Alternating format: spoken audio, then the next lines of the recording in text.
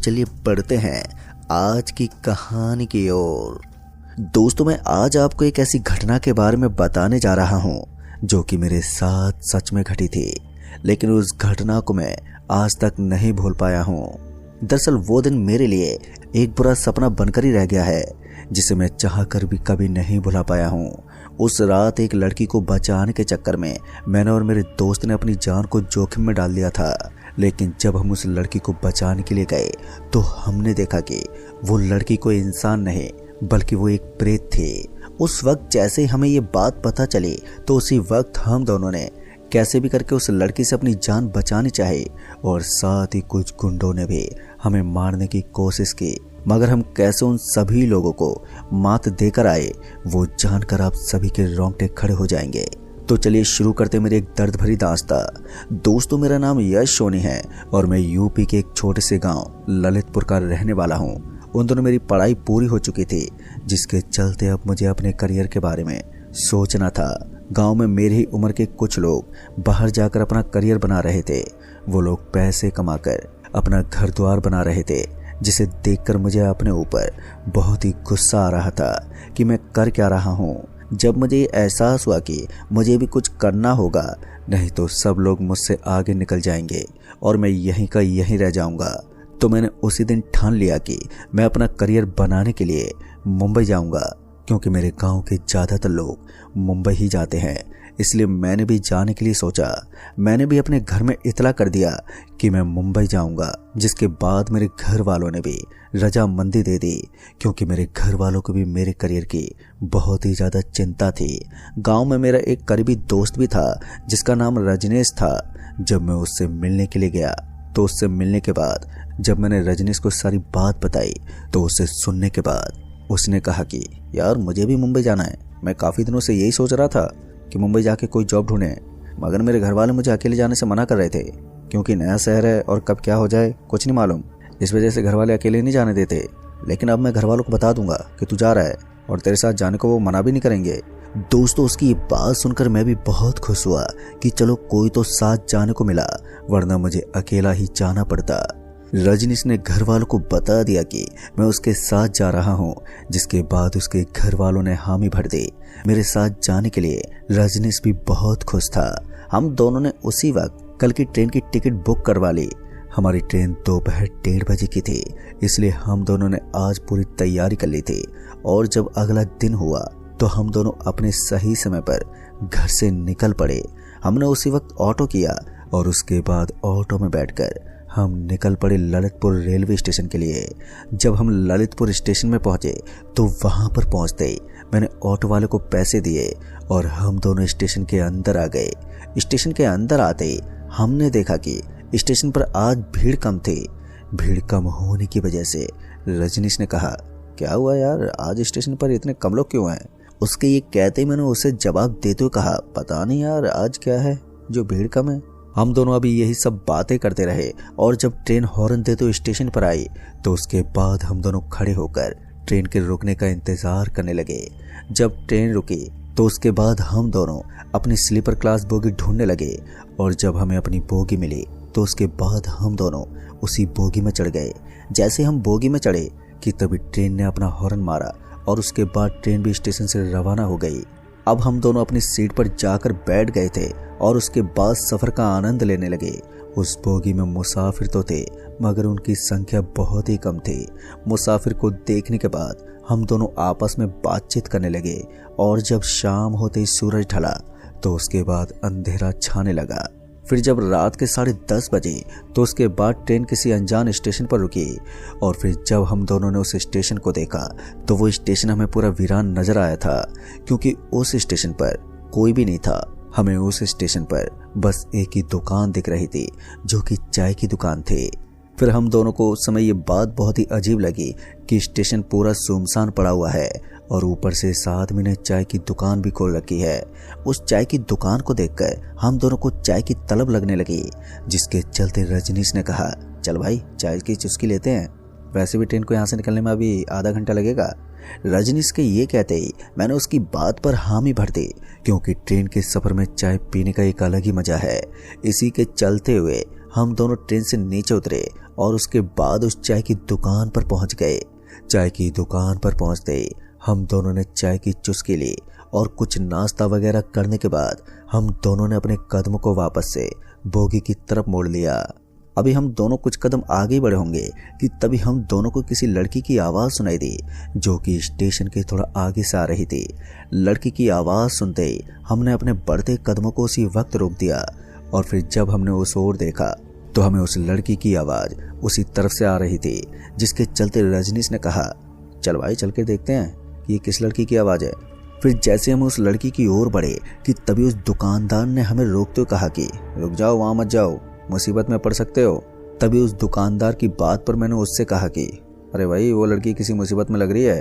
उस वक्त हमने उस दुकानदार की बात नहीं मानी और उसके बाद हम दोनों उस लड़की की आवाज़ को सुनते सुनते जब वहाँ पर पहुँचे तो हमने देखा कि वहाँ पर कोई भी मौजूद नहीं था। किसी के ना होने पर हम दोनों सोच में पड़ गए कि भला ऐसा कैसे हो सकता है, क्योंकि अभी तो हमें इस जगह से किसी लड़की की आवाज़ आ रही थी और इतनी जल्दी वो कहाँ गायब हो गई। हम दोनों अभी यही सब सोच रहे थे कि तभी वो लड़की अचानक से हमारे सामने आ गई और उसे अचानक से सामने खड़ा देखकर हम दोनों घबरा गए कि ये कब आ गई। अभी हम उस लड़की को देख रहे थे कि तभी उस लड़की ने हमसे कहा कि मुझे बचा लो, कुछ दरिंदे मुझे मारने के लिए आ रहे हैं, आप मुझे कैसे भी करके उन दरिंदों से बचा लीजिए। अब उस लड़की के इतना कहते ही हमने उस लड़की को स्टेशन पर बने एक पीपल के पेड़ के पास छुपने के लिए कहा कि आप वहां पर छुप जाएं, हम उन दरिंदों को देखते हैं। जैसे हमने उस लड़की से ये कहा कि तभी वो लड़की पीपल के पेड़ के पास जाकर छुप गई और जैसे वो लड़की पेड़ के पास जाकर छुप गई कि तभी हमने देखा कि सामने से 4 लोग हमारे पास आ रहे थे और उन लोगों को अपने पास आते देख हम दोनों थोड़ा घबराने लगे, क्योंकि वो लोग काफ़ी हट्टे कट्टे थे। जब वो हमारे पास आए तो उन्होंने हमसे पूछा कि तुमने किसी लड़की को यहाँ पर देखा है, जिस पर हमने उससे कहा कि तुम लोग उस लड़की को कुछ नहीं कर सकते, अगर तुम नहीं माने तो हम अभी पुलिस को फ़ोन मिला देंगे और तुम चारों को जेल भिजवा देंगे। दोस्तों हमारी ये बात सुनते ही वो लोग हंसने लगे और इसके साथ ही उन लोगों में से एक आदमी ने रजनीश को हवा में उठा दिया, जिसे देखकर मैं दंग रह गया और मेरी हालत तो तब खराब होने लगी जब उन लोगों का चेहरा भयानक बन गया। तभी मैंने रजनीश को छुड़ाने की बहुत ही कोशिश की, मगर मैं रजनीश को उन लोगों से नहीं छुड़वा पाया। अभी मैं वहीं पर खड़ा उन लोगों से उसे छोड़ने के लिए बोल ही रहा था कि तभी उन लोगों ने मेरा भी गला पकड़कर हवा में उठा दिया, जिसके चलते मेरी हालत पतली होने लगी। मैं उन लोगों को बार बार छोड़ने को बोल रहा था, मगर वो बस हंसे जा रहे थे। उन लोगों की हंसी अब इतनी ज़्यादा डरावनी बनती जा रही थी जिसे हम अपने शब्दों में बयान नहीं कर सकते। हम दोनों को उन लोगों ने अभी तक हवा में लटका रखा था। हम दोनों आज ये समझ गए थे कि आज हम नहीं बच पाएंगे। हमने उस लड़की को बचाने के चक्कर में अपनी जान को जोखिम में डाल लिया है।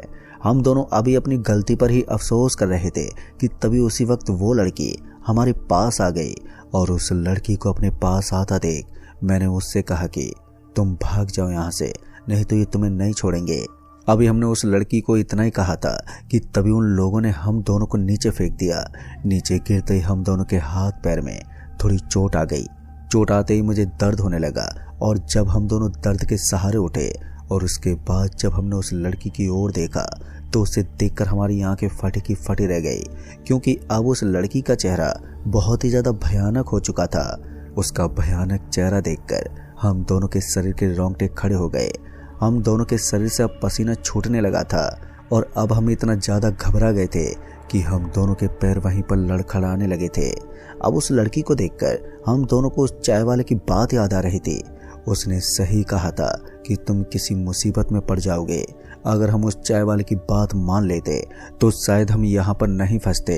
जब हम दोनों ने वहाँ से भागने की कोशिश की तभी वो लड़की और उसके साथ वो 4 गुंडे हमारे सामने आकर खड़े हो गए। उन लोगों को देखकर हमें ये समझने में बिल्कुल भी देरी नहीं हुई कि ये लोग भूत हैं। जैसे ही वो लोग हमारे सामने आकर खड़े हो गए तो हम दोनों की घबराहट और भी ज़्यादा बढ़ गई। अभी हम दोनों उन लोगों के सामने डरे से हमें खड़े हुए थे कि तभी उस लड़की ने भारी आवाज़ में कहा कि तुम दोनों की मौत आज पक्की है, तुम दोनों को अब कोई भी नहीं बचा सकता। अब उस लड़की की इस बात पर हमारा डर और भी ज़्यादा बढ़ता जा रहा था। हम दोनों ने उस लड़की से कहा कि तुम हमारे साथ ऐसा क्यों कर रही हो, हम तो बस तुम्हें बचाना चाहते थे और तुम हमें ही मारना चाहती हो। आखिर तुम हमसे चाहती क्या हो? जिस पर उस लड़की ने डरावनी मुस्कान के साथ कहा कि तुम दोनों की मौत।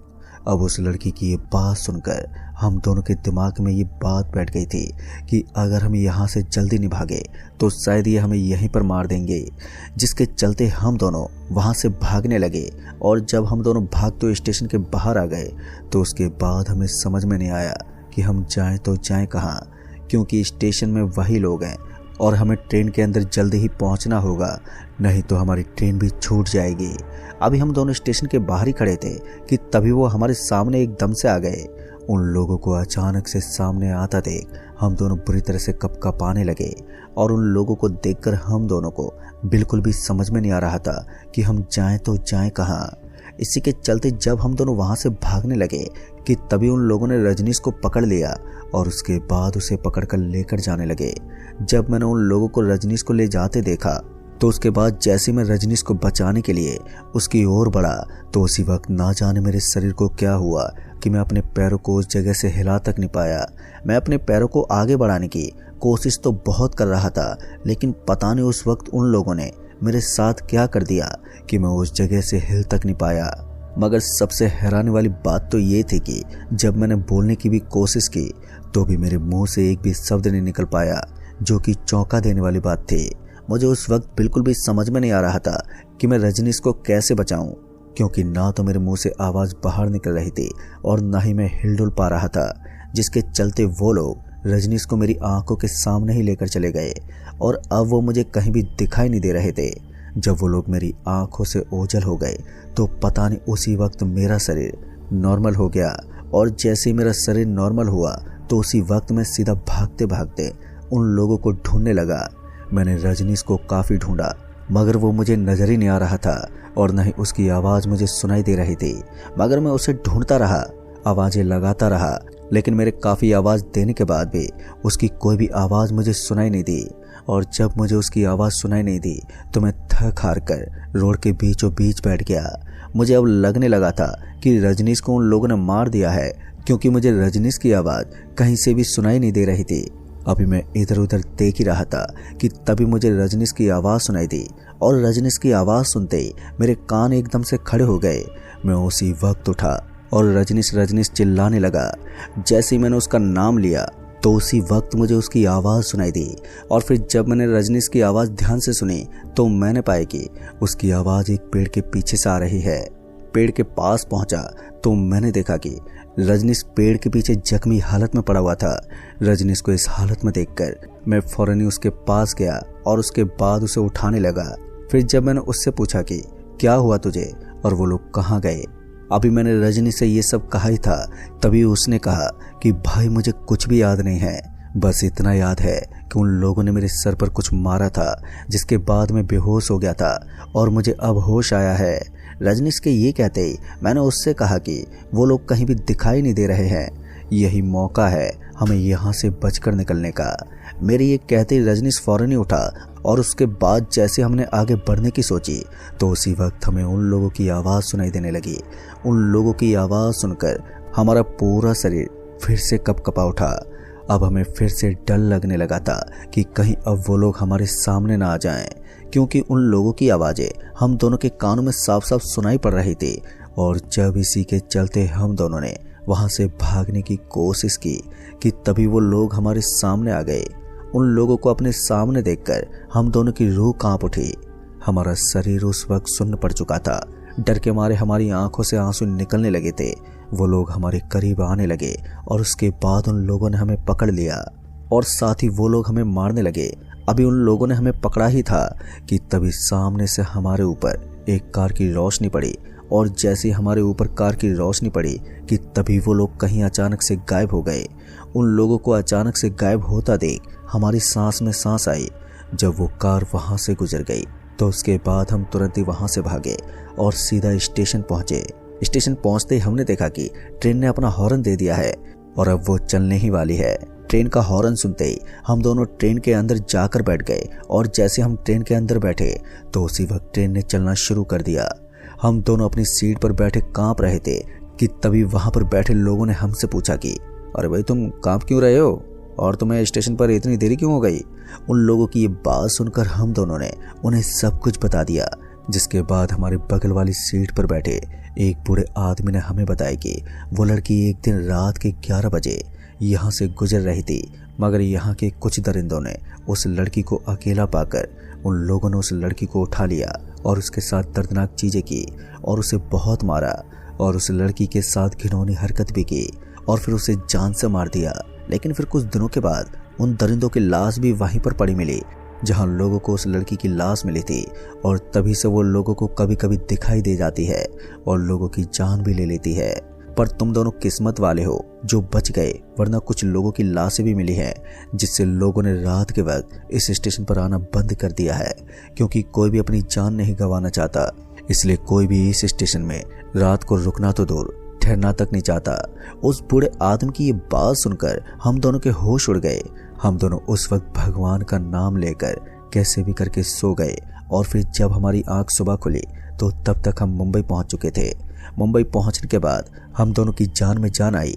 पर दोस्तों, जब भी हम दोनों उस घटना को याद करते हैं तो हमारी रूह कांप उठती है, और अगर उस कार की रोशनी हम पर नहीं पड़ती तो शायद हम जिंदा नहीं होते। तो दोस्तों, इस कहानी में बस इतना ही। कहानी आपको पसंद आई हो तो वीडियो को लाइक शेयर कमेंट जरूर कर दें, और साथ ही अगर आप चैनल पर नए हैं तो चैनल को भी सब्सक्राइब जरूर कर दें। जल्द ही मिलूंगा ऐसी एक और सच्ची घटना के साथ। तब तक के लिए बाय एंड टेक केयर।